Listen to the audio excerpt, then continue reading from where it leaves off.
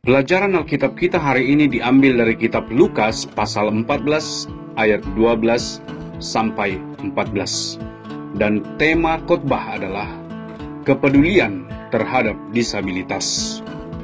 Ketika kita membaca Lukas pasal 14 ayat 12, ini kedengarannya sangat-sangat aneh. Yesus mengatakan kepada orang yang mendengarkan pada waktu itu, kalau engkau mengadakan perjamuan, jangan mengundang hanya saudara-saudaramu, keluarga besarmu, tetanggamu yang kaya. Karena jika engkau mengundang mereka, mereka juga akan kembali mengundang engkau.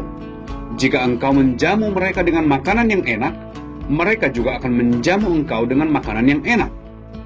Apakah ini berarti Yesus tidak menginginkan kita untuk mengundang saudara-saudara kita, tetangga kita, dan bersikap ramah terhadap mereka?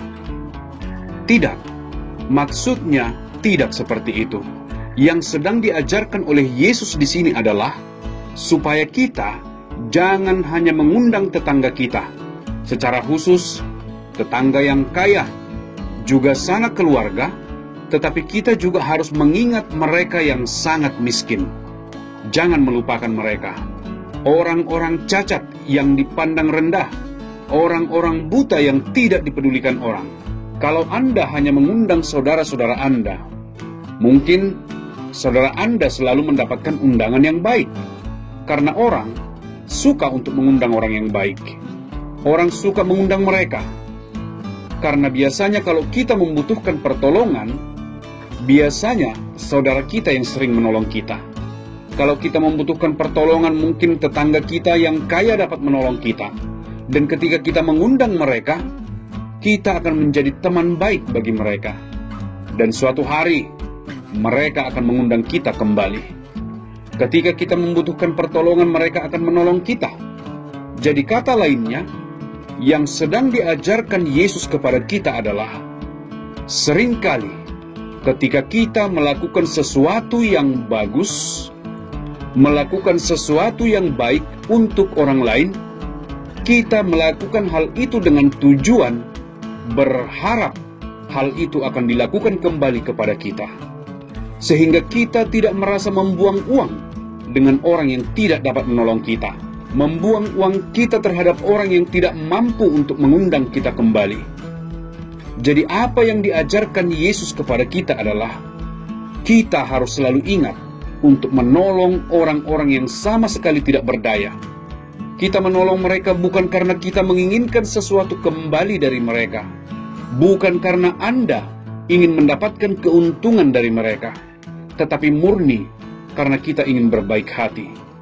Kita ingin mengasihi mereka sebagaimana Allah telah mengasihi kita. Anda jangan pernah lupa bahwa kita sama seperti orang buta, orang miskin, orang yang timpang. Kita dahulu tidak berdaya. Kita tidak akan bisa menemukan jalan ke surga. Kita tidak akan pernah mencapai surga dengan usaha kita sendiri. Tetapi apa yang dilakukan oleh Allah? Allah mengutus anaknya Yesus Kristus untuk mati di atas kayu salib bagi dosa-dosa kita, dan membayar hukuman atas dosa-dosa kita, dan mengundang kita untuk menerima Dia, Yesus, sebagai juru selamat kita. Anda lihat, Allah melakukan semua ini bagi kita. Meskipun kita tidak berdaya, Dia datang untuk menjangkau kita. Sekalipun sejujurnya kita tidak dapat melakukan apapun untuk membantu Allah. Mari kita jujur. Apa yang dibutuhkan Tuhan dari kita? Uang? Tuhan tidak membutuhkan uang kita. Tuhan memiliki semuanya. Tuhan memiliki kuasa untuk membuat apapun. Mengapa Tuhan menolong kita semata-mata adalah karena Dia mengasihi. Kasih-Nya menjangkau kita. Dan oleh karena itu kita sebagai orang-orang Kristen harus mengundang orang lain yang tidak dapat menolong diri mereka sendiri. Kita harus menolong orang lain yang tidak dapat menolong diri mereka sendiri. Kita harus menolong mereka meskipun mereka tidak akan dapat menolong kita. Mengapa kita melakukan ini? Karena ini adalah kasih yang ditunjukkan oleh Allah kepada kita di atas kayu salib. Ini adalah kasih yang kita alami ketika kita menerima Yesus sebagai juru selamat kita. Kita lihat bahwa Allah tidak menyelamatkan kita karena kita adalah seorang yang kuat, seseorang yang baik, seseorang yang pintar. Tidak. Alkitab mengatakan kepada kita bahwa kita adalah orang-orang berdosa yang tidak memiliki harapan. Kita akan masuk ke neraka. Tetapi Yesus datang untuk menyelamatkan kita, untuk mengasihi kita.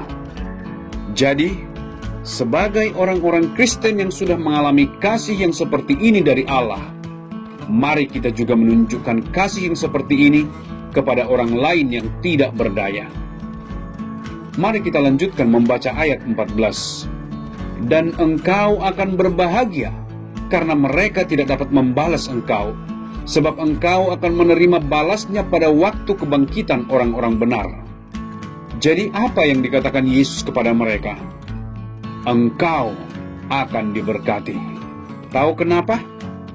Karena meskipun mereka tidak dapat membalasnya kepada Anda membelanjakan uang Anda untuk mereka, memberikan makanan yang enak untuk mereka, Anda membantu mereka dan Anda tahu bahwa mereka tidak dapat membalas Anda akan diberkati. Tahu kenapa? Karena Allah yang akan membalasnya kepada Anda. Dikatakan di sini di ayat 14 di bagian terakhir, mereka tidak akan dapat membalasnya kepada Anda. Orang-orang miskin tidak dapat membalasnya kepada Anda. Tetapi pada hari kebangkitan, ketika kita berdiri di hadapan Allah, Allah akan mengingat perbuatan baik kita, kemurahan hati kita yang kita lakukan bagi orang-orang miskin yang tidak berdaya. Jadi kita akan menerima berkat bukan dari orang-orang miskin. Mereka tidak mempunyai apa-apa yang dapat diberikan kepada kita, tetapi dari Allah yang sangat senang kepada kita ketika kita melakukan apa yang telah dilakukannya kepada kita. Kita melakukan karakter Allah ketika Dia menjangkau orang yang tidak berdaya. Kita menunjukkan kepada dunia bahwa kita memiliki DNA, karakter Yesus di dalam kita untuk menjangkau orang-orang yang tidak berdaya. Jadi kita sebagai orang-orang Kristen, jangan hanya melakukan sesuatu kepada orang yang baik, melakukan hal yang baik kepada sanak saudara kita, melakukan hal yang baik kepada orang-orang kaya yang dapat membalas apa yang kita perbuat. Tetapi mari kita lakukan perbuatan yang baik, perbuatan murah hati. Mari kita menolong orang-orang yang sungguh tidak berdaya, yang tidak akan pernah dapat untuk membalasnya kepada kita di bumi ini. Tetapi Tuhan yang akan membalasnya kepada kita dengan hadiah yang besar di surga. Jadi saya berharap hari ini kita sebagai orang-orang Kristen, kita orang-orang yang telah merasakan kasih Allah di atas kayu salib, akan menunjukkan kasih seperti ini kepada dunia. Dengan menjangkau, dengan membantu, dengan murah hati, dengan memiliki kepedulian kepada orang-orang yang tidak berdaya. Ini adalah cara yang terbaik untuk menunjukkan kepada dunia bahwa Yesus datang ke dunia untuk menyelamatkan orang-orang berdosa. Ini adalah pesan suara yang terkuat yang dapat didengar oleh dunia. Bukan dengan apa yang kita katakan, tetapi dengan perbuatan kita. Itulah mengapa di banyak negara ada banyak sekali yayasan sosial, dan yayasan sosial yang terbaik dijalankan oleh orang-orang Kristen yang telah merasakan kasih Allah di atas kayu salib. Jadi mari kita peduli kepada orang-orang lemah, disabilitas dan miskin. Biarlah kiranya Tuhan memakai Anda untuk memancarkan kasih Allah ke dunia ini. Tuhan memberkati Anda.